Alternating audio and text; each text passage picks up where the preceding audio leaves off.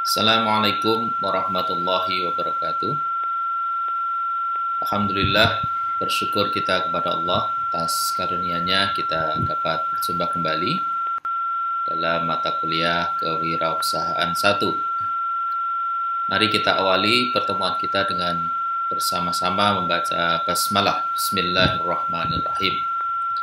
Saudara sekalian, pada kesempatan kali ini kita akan melanjutkan kajian kita tentang kewirausahaan. Kali ini kita akan bicarakan tentang marketing ya, atau sering kita kenal dengan istilah pemasaran. Baik, kita mulai. Untuk multivitamin nanti dibaca sendiri. Tujuan dari materi kita kali ini adalah yang pertama menjelaskan konsep tentang marketing atau pemasaran, yang kedua menjelaskan strategi dan taktik pemasaran, dan yang ketiga menjelaskan konsep tentang marketing mix atau bauran pemasaran. Nah, sesungguhnya marketing atau pemasaran itu dapat digambarkan seperti pada tampilan layar ya. Jadi pentingnya marketing itu dapat diwakili oleh gambar di depan. Kita lihat di sana ada 3 orang yang masing-masing mewakili entitas ya. Yang pertama ini adalah digambarkan sebagai sebuah company, perusahaan atau usaha ya. Kemudian ini adalah customer kita, pelanggan kita ya. Kemudian yang ini adalah kompetitor kita. Jadi dalam kegiatan usaha tentu 3 pihak ini ya tentu tidak bisa dipisahkan. Ada usaha, tentu ada customer, ada pelanggan ya, ada konsumen, tapi juga tentu ada kompetitor-kompetitor yang memang kompetitor itu bisa menjadi ancaman ya bagi usaha kita. Nah, dari gambar ini dapat dijelaskan sebagai berikut bahwa posisi Anda atau kita adalah digambarkan sebagai sebuah company atau perusahaan di sini ya, yang tentu memiliki pelanggan. Nah, sementara pasangan Anda adalah customer, yang tentu customer itu menuntut perhatian dari Anda. Nah, jika Anda atau company, perusahaan atau usaha Anda itu tidak mampu untuk memuaskan customer, maka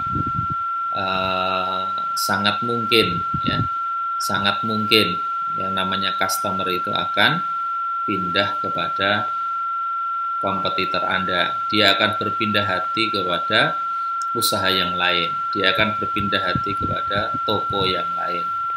Dia akan berpindah hati kepada kompetitor Anda. Dan tentu itu problem ya bagi seorang wirausaha. Jadi ini gambarannya, sekali lagi ini usaha kita, ini pelanggan kita. Kalau kita tidak bisa memuaskan pelanggan, ya dia akan bermain dengan kompetitor kita, bergandengan tangan dengan kompetitor kita. Nah, sehingga saudara sering dikatakan bahwa yang namanya marketing ataupun pemasaran itu adalah ruhnya dari bisnis, ruhnya dari bisnis. Ibarat jasad itu kalau tanpa ruh ya tentu akan mati ya. Kalau jasad itu sudah kehilangan roh, dia tidak akan bisa maju, dia tidak akan bisa bergerak, ya, dia akan kehilangan daya geraknya, ya. Tidak bisa tumbuh, tidak bisa berkembang, alias mati, kira-kira begitu. Nah, maka Kotler itu mengatakan bahwa ruh dari bisnis itu adalah kepuasan pelanggan. Sekali lagi, ruh dari bisnis itu adalah kepuasan pelanggan. Di mana Kotler menyatakan bahwa inti dari pemasaran itu adalah pelanggan. Jadi ketika kita bicara marketing, ketika kita bicara pemasaran, maka sesungguhnya kita sudah bicara tentang pelanggan. Nah, yang kedua, di samping kepuasan pelanggan itu dipandang sebagai ruhnya dari bisnis, maka yang kedua harus kita sadari bahwa persaingan industri yang sangat ketat saat ini, di mana memunculkan para kompetitor, para pesaing-pesaing yang sangat mungkin akan merebut pasar yang telah kita kuasai selama ini. Jadi karena persaingannya begitu ketat, tidak menutup kemungkinan seseorang yang sudah punya usaha yang sustain, yang bagus, yang berkembang, itu akan direbut posisinya oleh kompetitor kita. Itu hal yang sangat mungkin terjadi di era yang sangat tinggi persaingannya. Nah, tentu kalau ini terjadi, nah itu masalah besar yang dihadapi oleh perusahaan.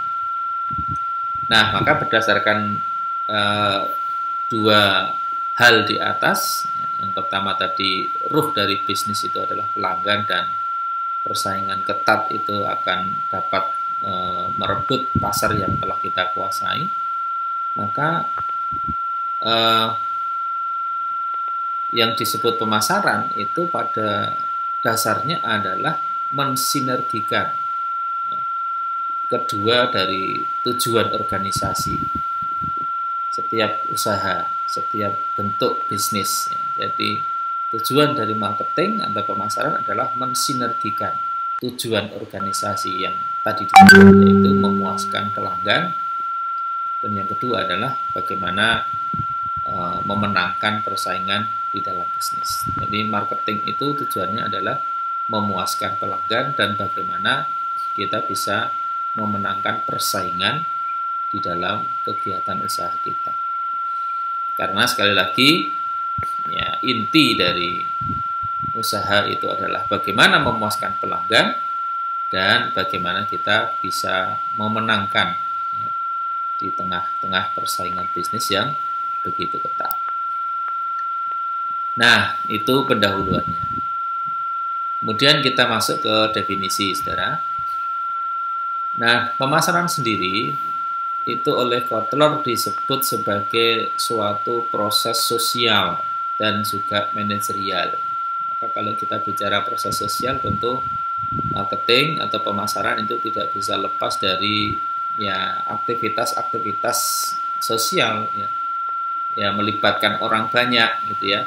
Ada proses komunikasi, ada pendekatan-pendekatan interpersonal, ya, karena melibatkan orang lain tentu saja. Dan juga pemasaran itu juga merupakan kegiatan manajerial. Jadi manajerial itu berkaitan dengan pengaturan, berkaitan dengan penataan, berkaitan dengan distribusi, berkaitan dengan mempengaruhi, ya toh. Nah, di mana proses sosial dan manajerial itu individu dan kelompok akan mendapatkan apa yang mereka butuhkan dan mereka inginkan dengan menciptakan, kemudian menawarkan, mempertukarkan produk yang bernilai di dalam pasar. Jadi sekali lagi, pemasaran itu kegiatan yang melibatkan manajerial, proses sosial, yang kemudian timbul di sana ada menciptakan produk, kemudian ada penawaran, dan ada tukar-menukar yang kemudian akan menghasilkan sesuatu, akan memberikan imbalan sesuatu kepada siapa yang menciptakan produk itu. Nah, berikutnya yang kedua perlu kita pahami bahwa proses pemasaran itu kelanjutan dari proses produksi.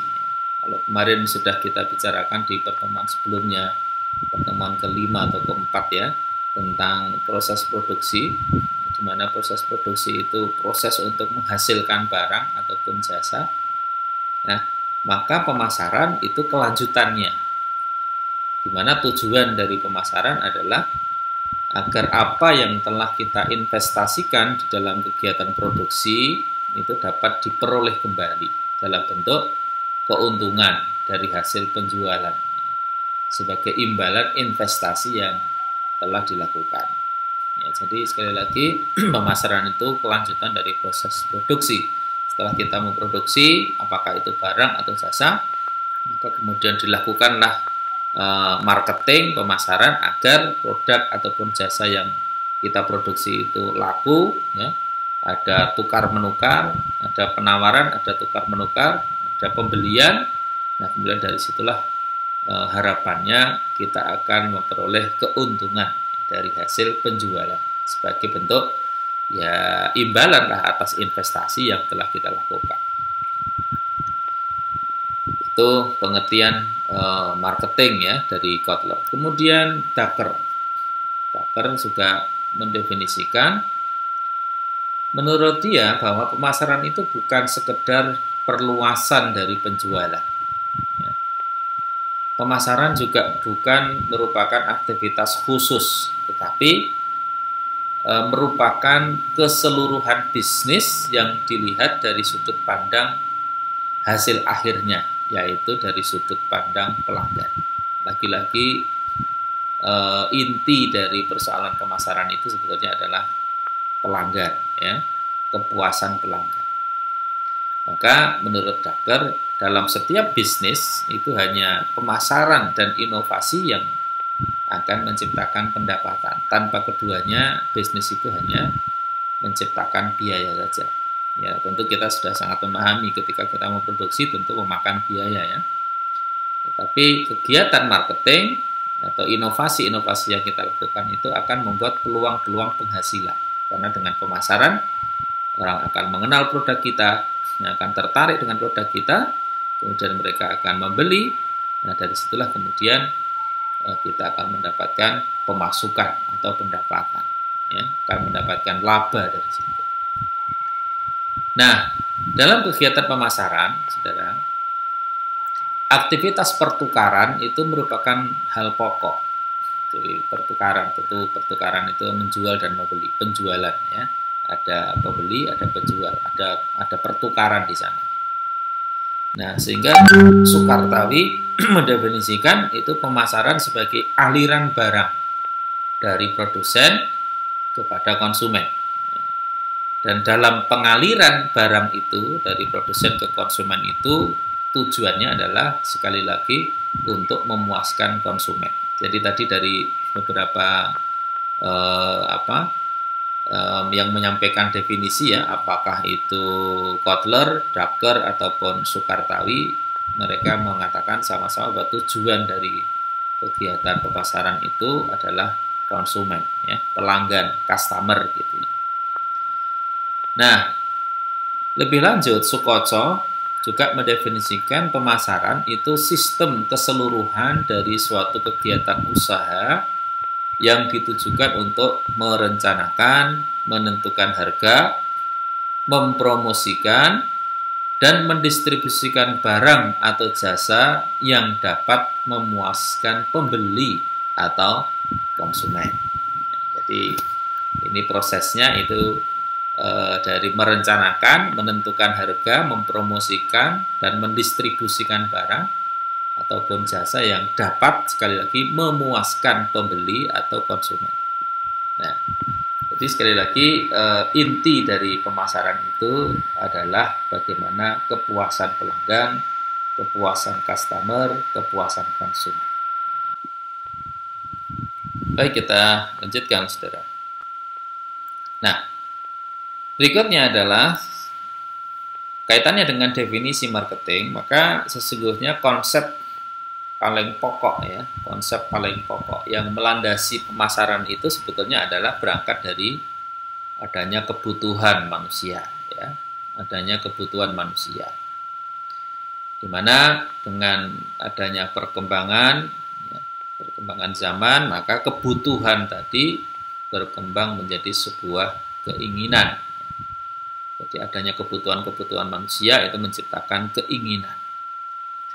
Untuk apa? Ya tentu saja keinginan mengkonsumsi suatu produk dengan ciri-ciri tertentu atau produk-produk tertentu yang sesuai dengan kebutuhan. Jadi kebutuhan itu melahirkan keinginan. Meskipun ada juga yang membedakan antara kebutuhan dengan keinginan. Tapi sebetulnya keinginan itu juga lahirnya karena kita membutuhkan, gitu ya. Jadi kebutuhan melahirkan keinginan. Nah, ketika manusia itu menginginkan sesuatu, maka akan menciptakan permintaan terhadap suatu produk. Jadi kalau kita butuh hidup ini misalnya bertahan, fisik kita bisa tetap sehat, nah kita ingin makan, nah kira-kira begitu, ingin makan. Maka tentu saja ketika kita menginginkan makan, kita membutuhkan produk, kita meminta ada kebutuhan itu bisa terpenuhi, yaitu berupa pemenuhan makanan. Makanan itu tentu saja produk. Jadi kebutuhan menciptakan keinginan, keinginan menciptakan permintaan. Permintaan tentu berkaitan dengan produk ataupun jasa, kira-kira begitu. Nah, seseorang itu ketika memutuskan untuk membeli ataupun tidak, tentu dia itu akan mempertimbangkan nilai dan kepuasan yang dia dapatkan. Apakah dia memilih produk A, produk B, produk C, nah, itu tergantung dari bagaimana dia bisa mempertimbangkan nilai dan kepuasan yang dia dapatkan. Maka tentu ketika nilai dan kepuasan itu ya dia sudah mempertimbangkan, ya maka tentu akan ada yang namanya pertukaran. Kalau dia sudah yakin bahwa dia akan mendapatkan kepuasan ketika membeli produk itu, maka terjadilah transaksi, ya, pertukaran, transaksi jual beli. Nah, ketika transaksi terjadi hubungan, ya, hubungan antara penjual dengan pembeli, dan disitulah tercipta apa yang disebut dengan pasar. Nah, jadi sekalian sesungguhnya konsep-konsep pemasaran itu intinya ya seperti ini. Jadi dari kebutuhan melahirkan keinginan, keinginan melahirkan permintaan, permintaan terhadap produk ataupun jasa. Nah, ketika orang mau membeli produk ataupun jasa, dia mempertimbangkan nilai dan kepuasan. Ya. Ketika dia mempertimbangkan itu yakin bahwa dia akan memperoleh nilai dan kepuasan, maka dia akan memutuskan melakukan pertukaran, ya, pertukaran jual beli. Nah, kemudian terjadi transaksi. Nah, ketika transaksi ada hubungan antara penjual dengan pembeli, dan disitulah tercipta yang disebut dengan pasar. Maka nanti tentu ketika kita bicara strategi pemasaran itu tidak lepas dari bagaimana kita tahu tentang kebutuhan pelanggan, kemudian bagaimana kita bisa menyampaikan informasi tentang produk-produk, ya, bahwa produk kita itu memiliki nilai, memiliki value atau nilai kegunaan, ya. Kemudian bagaimana kita membina hubungan yang baik, ya, dengan para pelanggan itu. Nah, kemudian nanti ada memilah-milah mana pasar kita yang cocok dan mana pasar yang sekiranya masih membutuhkan upaya-upaya untuk melakukan strategi pasar. Gitu. Nah, baik, berikutnya kita lanjutkan. Setelah kita bicara tentang konsep, yang kedua adalah tugas, fungsi, dan orientasi pemasaran. Nah, secara teoritis, pemasaran memiliki 9 fungsi, ya. Yang pertama adalah fungsi perdagangan. Ya. Yang kedua tentu fungsi buying, pembelian. Ya, karena di fungsi perdagangan tentu kita tahu bahwa di dalam pemasaran itu ada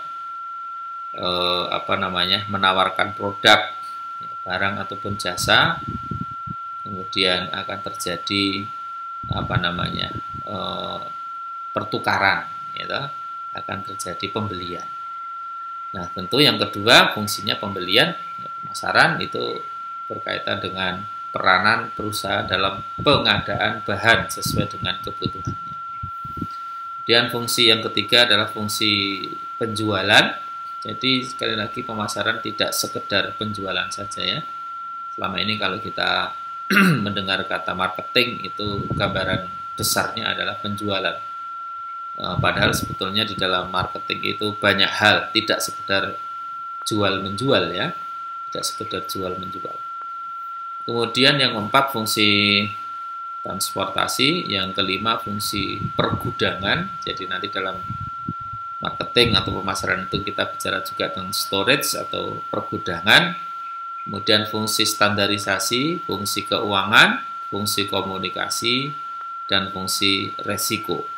Jadi ada 9 hal yang menjadi pembahasan atau menjadi pembicaraan ketika kita merancang sebuah pemasaran atau marketing dalam sebuah kegiatan bisnis kita. Ketika kita bicara marketing, pasti kita bicara keuangan. Ketika kita bicara marketing, pasti kita bicara komunikasi, karena ketika kita akan menyampaikan spesifikasi barang-barang kita ataupun jasa yang kita tawarkan, tentu kita akan berkomunikasi. Apalagi tadi definisi dari Kotler, pemasaran itu adalah proses sosial ya, yang melibatkan orang lain.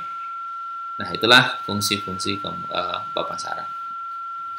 Nah, berikutnya ada di samping 9 fungsi, pemasaran juga memiliki 8 tugas ya. Apa itu? Yang pertama, mengubah orang yang tidak suka terhadap suatu produk menjadi suka.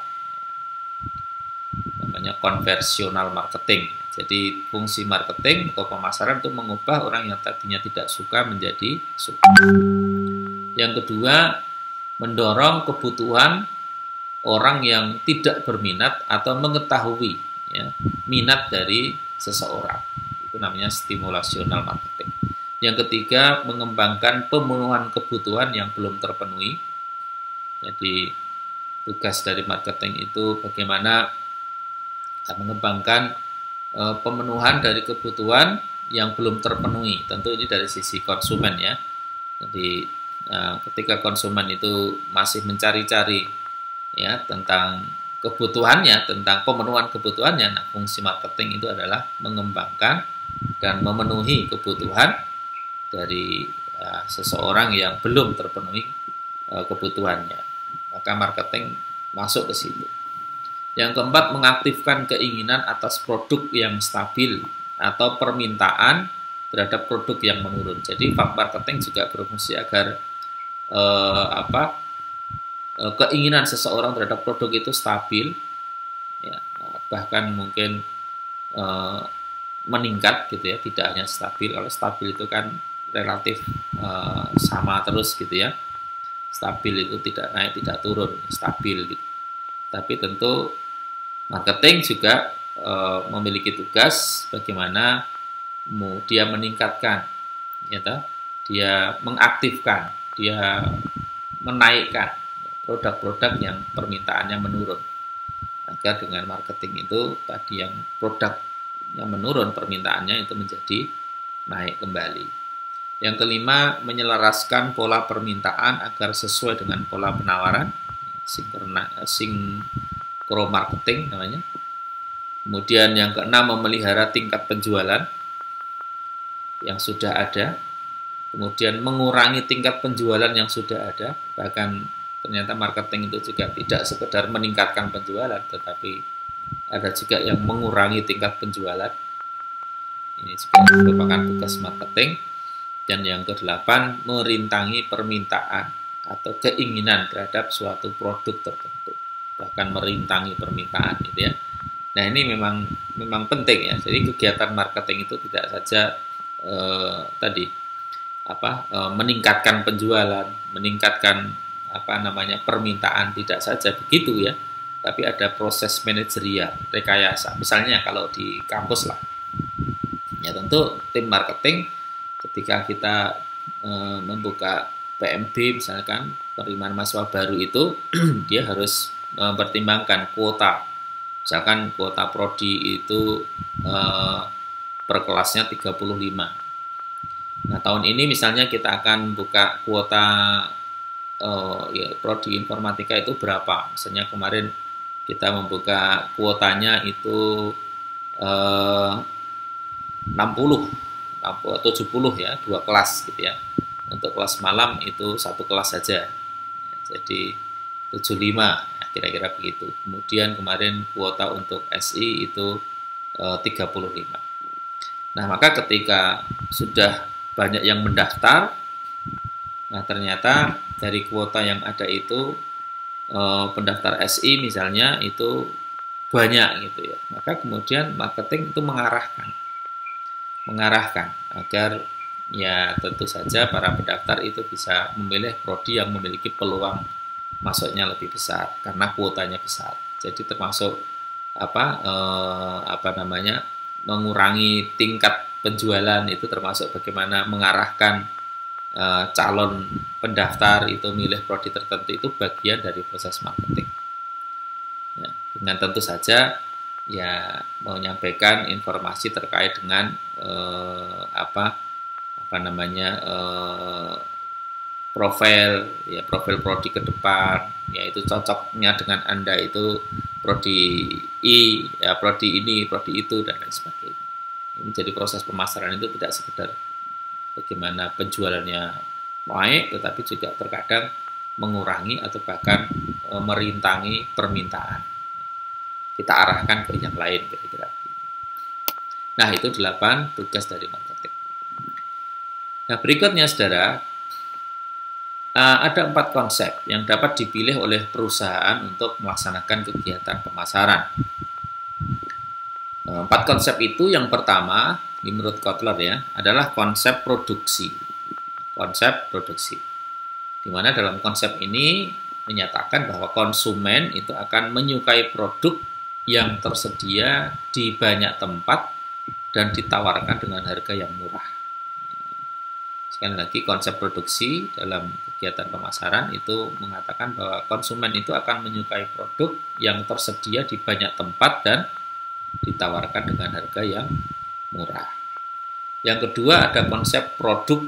Kalau tadi konsep produksi, yang kedua namanya konsep produk.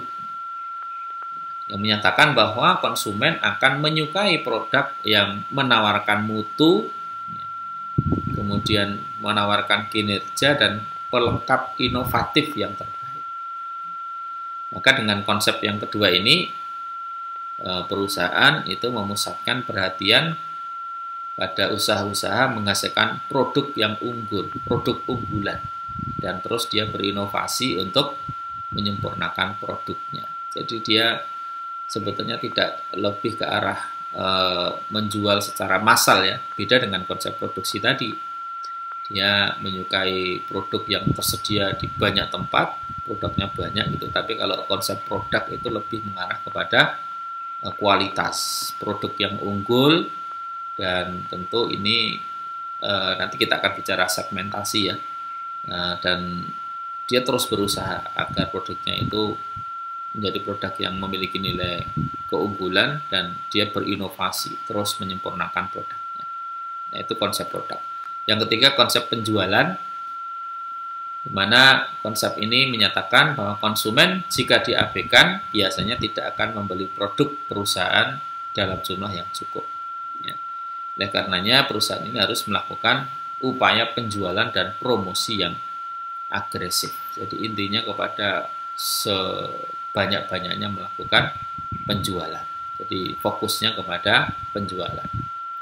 Dan yang keempat, konsep pemasaran, yaitu konsep yang menentang 3 konsep sebelumnya, baik konsep produksi, konsep produk, dan konsep penjualan. Di mana menurut konsep ini menyatakan bahwa kunci untuk meraih tujuan perusahaan adalah menjadi lebih efektif daripada pesaing dalam memadukan kegiatan pemasaran guna menetapkan dan memuaskan kebutuhan dan keinginan konsumen sebagai pasar sasaran. Jadi intinya kalau konsep pemasaran itu intinya adalah bagaimana kita ini bisa memenangkan persaingan, ya, menjadi lebih efektif daripada pesaing kita dan memuaskan kebutuhan dari konsumen.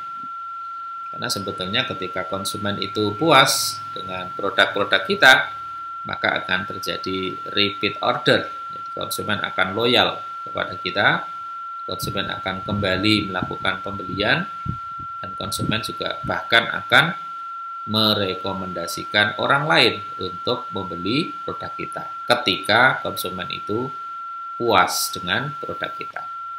Maka konsep pemasaran ini mengcounter 3 konsep yang tadi, baik itu konsep produksi, konsep produk maupun konsep penjualan. Berikutnya saudara, kita masih bicara konsepnya. Nah, yang ketiga kita sekarang masuk ke strategi pemasaran, konsep strategi pemasaran ya.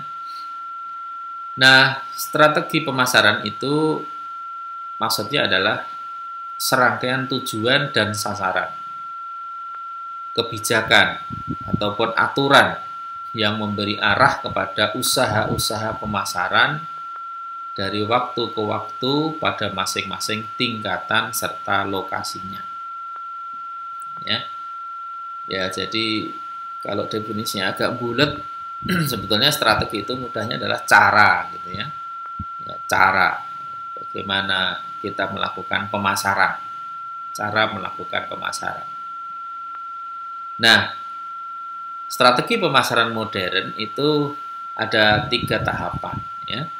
Ada 3 tahapan menurut Kotler. Yang pertama segmentation atau segmenting, segmentasi pasar. Kemudian nanti adalah penetapan pasar sasaran atau yang disebut dengan targeting. Dan yang ketiga adalah positioning atau menetapkan posisi pasar. 3 itu saja. Nah, yang akan kita bahas di pertemuan kali ini nanti hanya pertama dulu, yaitu segmentasi. Kemudian untuk pertemuan berikutnya kita masih bicara tentang pemasaran. Nanti kita bicarakan tentang targeting dan positioning.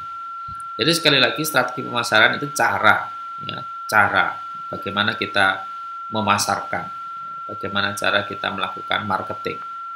Nah, ada 3 proses, 3 tahap. Pertama segmentasi, yang kedua adalah targeting, yang ketiga adalah positioning. Nah, setelah mengetahui segmen pasar, target pasar, dan posisi pasar, maka nanti dapat disusun marketing mix atau sering disebut dengan bauran pemasaran yang terdiri dari strategi produknya seperti apa, harganya, kemudian promosinya, distribusinya, gitu ya. 4P ya. Place, price, promotion, ya toh. Nah, jadi nanti setelah ditentukan segmentasi, kemudian targetnya, kemudian positioning kita, baru kemudian disusun bauran pemasaran. Nanti kita akan strategi produknya seperti apa, kemudian dari sisi harganya kita mau lebih mahal, kita mau sama, atau kita lebih murah dari produk yang lain misalnya. Dari distribusinya kita pakai model multi level atau pakai model penjualan langsung, gitu ya. Promosinya pakai apa, itu nanti masuk di dalam strategi marketing. Nah, kita bahas yang pertama saja hari ini, yaitu segmentation atau segmentasi. Nah, saudara sekalian, ketika kita bicara usaha, tentu kita bicara tentang pelanggan, ya. Kita bicara konsumen, kita bicara tentang customer. Maka sebelum kita memutuskan usaha kita, baik itu jenisnya ataupun bentuk usaha kita ataupun produk yang akan kita tawarkan, maka sebetulnya kita perlu bertanya itu, kepada siapa produk kita itu akan kita jual. Apakah kepada semua orang, ya? Apakah kepada semua konsumen dalam semua tingkatan usia? Apakah bisa produk kita itu nikmati oleh anak-anak ataupun dewasa? Kemudian perlu kita juga bertanya, dari mana konsumen berasal, ya?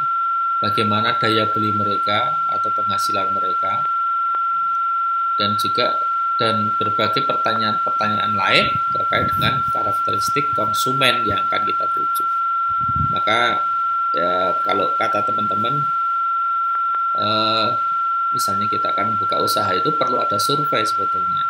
Kira-kira radius 200 meter atau 300 meter dari tempat usaha kita itu kira-kira masyarakatnya seperti apa gitu ya, apa yang banyak mereka butuhkan ya.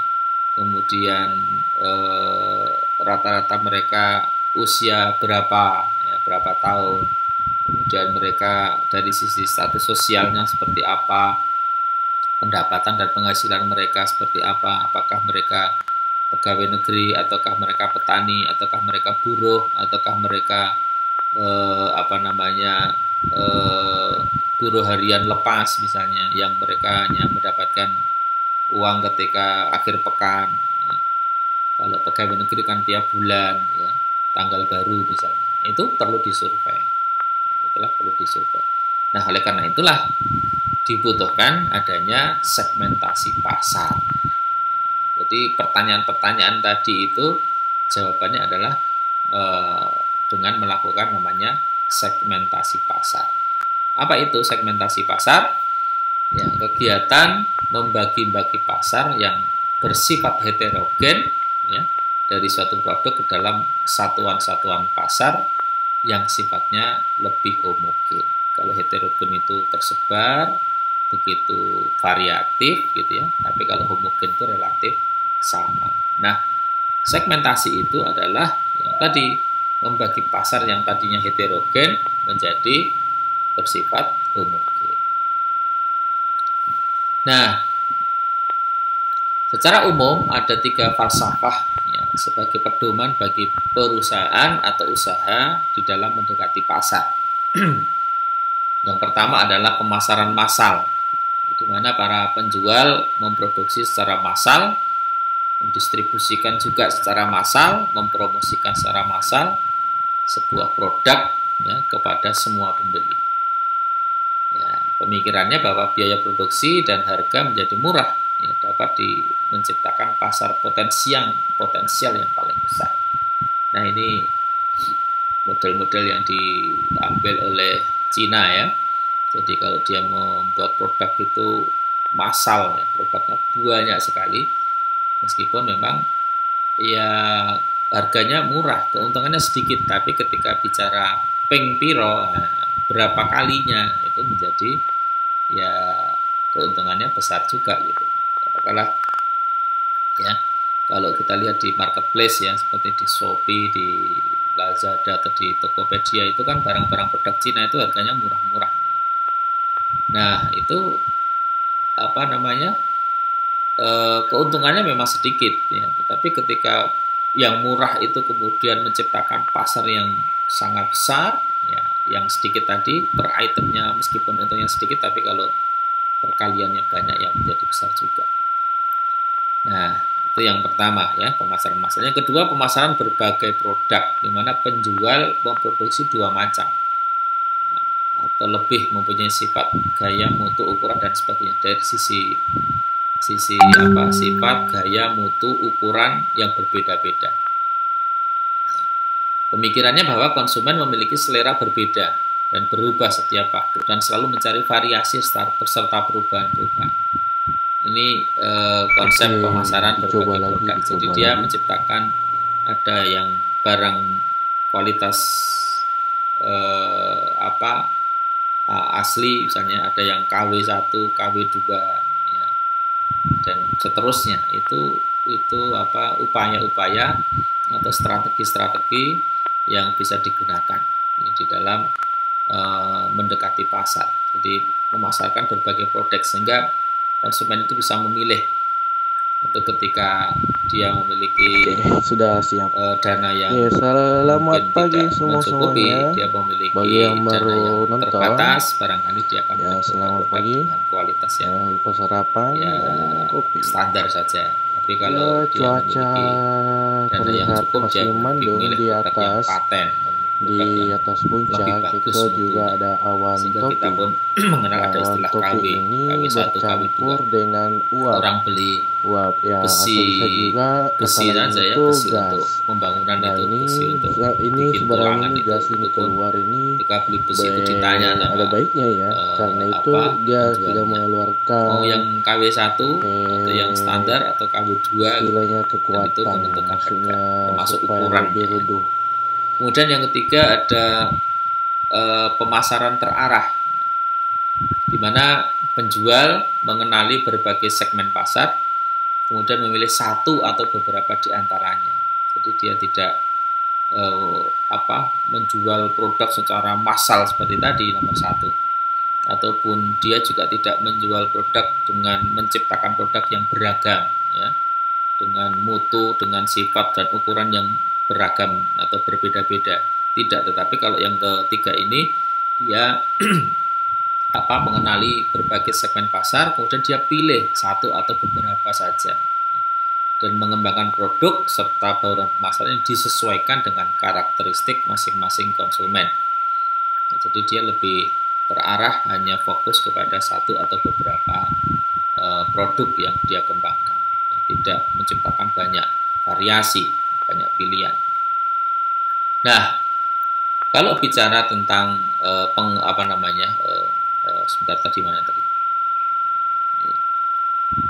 Ya, tentang upaya mendekati pasar tadi, produsen atau perusahaan modern sekarang ini mereka menjauhi pemasaran massal, ya, dan pemasaran dengan berbagai produk, tapi mereka lebih memilih yang nomor 3 tadi, yaitu pemasaran terarah, di mana penjual itu dapat mengembangkan produk yang tepat untuk setiap pasar dan menyesuaikan harga, kemudian juga bagaimana distribusinya dan bagaimana iklannya untuk mencapai pasar sasaran secara lebih efektif.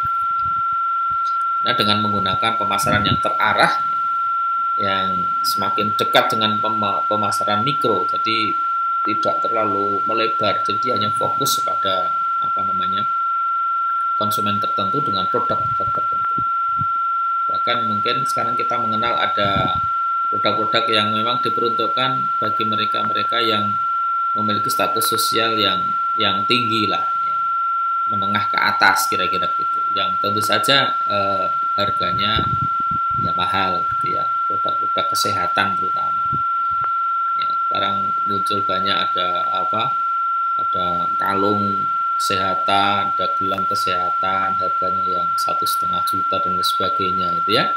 Nah, itu tentu mereka lebih fokus kepada calon-calon konsumen yang memiliki status sosial ataupun pendapatan yang tinggi. Nah, itu contoh. Jadi pemasaran dengan model pemasaran terarah. Baik, berikutnya adalah bagaimana membuat segmentasi pasar. Nah, saudara sekalian, segmentasi pasar ini banyak ragamnya. Yang pertama dari sisi geografiknya, itu membagi pasar menjadi beberapa unit secara geografik, seperti negara, regional, provinsi, kota, wilayah, kecamatan, kelurahan, kampung, desa, dan seterusnya. Ya, kemudian segmentasi demografi Ya, ini kenapa bisa gitu? Ya segmentasi sederhana berdasarkan aja, usia, sederhana. ya, berdasarkan Itu usia, karena dan juga jenis karena kelamin, status habis perkawinan, jumlah keluarga, hujan terus kemudian akhirnya umur itu anak, ya dan yang pendapatan, dan adalah seterusnya. uang Tentu kalau kita bicara tentang bisnis pakaian tentu saja, ya, maka ada kalanya kita memutuskan penjual pakaian khusus dewasa atau menjual pakaian misalnya khusus anak-anak gitu, ya. Menjual kerudung. Nah, tentu kalau kerudung itu segmentasinya adalah jenis kelaminnya perempuan. Kalau di suatu lokasi kita buka toko kerudung tapi di situ perempuannya sedikit, ya tentu ya analisisnya kurang tepat, ya. Jadi jangkauannya terlalu jauh gitu. Kalau mau buka toko kerudung tentu di situ ya yang banyak para perempuannya, dan tentu saja banyak muslimahnya gitu, ya, karena kalau non muslim kan tidak pakai kerudung. Nah, itu kaitannya dengan jenis kelamin gitu, dan seterusnya. Itu demografi, segmentasi demografi, bicara tentang jenis kelamin, umur, status perkawinan, jumlah keluarga, pendapatan, jabatan, dan seterusnya. Yang ketiga adalah segmentasi psikografik. Kalau ini bicara tentang segmentasi berdasarkan kelas sosial, gaya hidup, dan kepribadian. Ini lebih dalam lagi. Ya, jadi segmentasi psikografik ini lebih melihat kepada aspek-aspek kepribadian, saya kira ya. Jadi kita melihat calon konsumen ini kira-kira kepribadian seperti apa gitu ya. Kemudian dari sisi kelas sosialnya kira-kira seperti apa, gaya hidupnya seperti apa, dia orangnya konsumtif atau tidak ya. Jadi membagi pasar itu menjadi terpilah-pilah berdasarkan kelas sosial, gaya hidupnya, dan juga kepribadian. Ini lebih sulit tentu saja. Yang keempat, segmentasi tingkah laku ya. Kemudian berikutnya ada berapa ini ya, untuk tingkah laku ini ada kesempatan, manfaat yang dicari, status pengguna, tingkat pemakaian, dan juga status loyalitas. Nanti silakan teman-teman baca sendiri terkait dengan segmentasi, cara melakukan segmentasi. Berikutnya adalah proses segmentasi pasar. Langkahnya diawali dengan identifikasi tentu saja.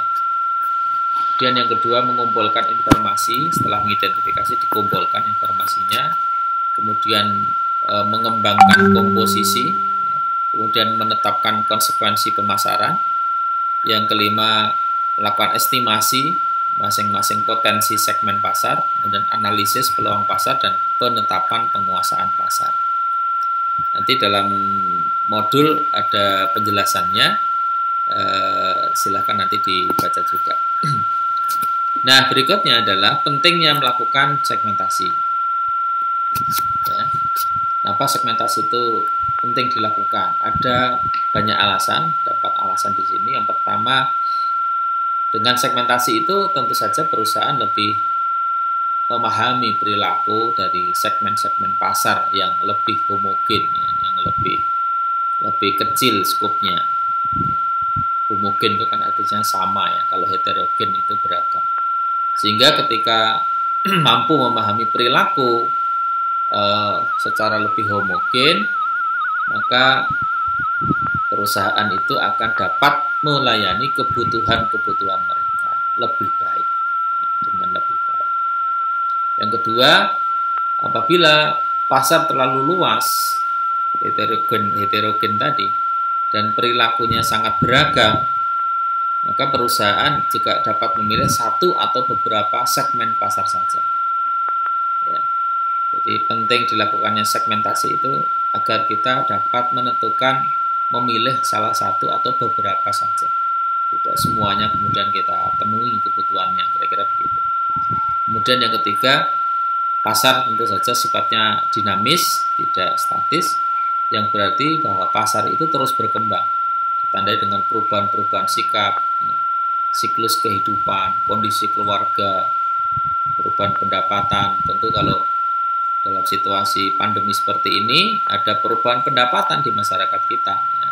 Karena ada yang di PHK, ada pemotongan gaji lah dan lain sebagainya, tentu ini akan mempengaruhi pasar juga gitu. Daya beli masyarakat kemudian menjadi turun gitu ya.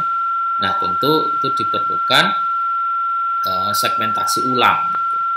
Kira-kira termasuk kalau pendapatannya turun, kemudian tentu saja masyarakat akan membelajarkan hal-hal yang sifatnya pokok saja, seperti pemenuhan kebutuhan makan, ya, dan kebutuhan untuk bertahan hidup tentu saja. Maka sebenarnya perusahaan-perusahaan bisa melakukan segmentasi ulang, karena sekali lagi pasar itu sifatnya dinamis.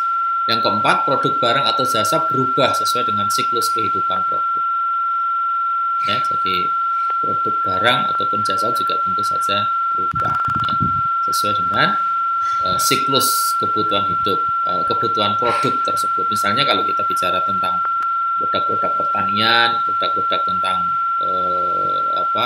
benih misalnya ya, nah tentu ini hanya akan ramai ketika musim-musim penghujan misalnya.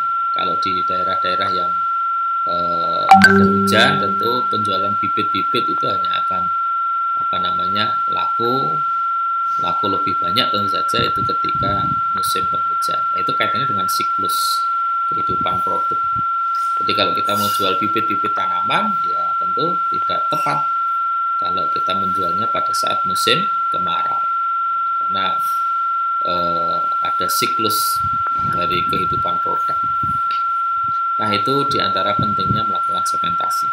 Kemudian syarat agar segmentasi itu efektif, yang pertama measurable, dapat diukur, dapat dijangkau, kemudian besarnya cakupan, kemudian dapat dilaksanakan, dan yang kelima adalah memberikan keuntungan terhadap bisnis kita. Baik, sekali itulah segmentasi, saudara. Jadi langkah pertama dalam strategi marketing yaitu segmentasi. Nanti silakan secara mendalam dipelajari di dalam modul ya. Di sana ada detail-detailnya. Nah, untuk pertemuan berikutnya nanti kita bicarakan tentang targeting dan positioning, dan juga tentang marketing mix atau bauran pemasaran. Saya kira itu. Terima kasih atas perhatiannya, dan mari kita akhiri dengan alhamdulillahirabbil alamin. Assalamualaikum warahmatullahi wabarakatuh.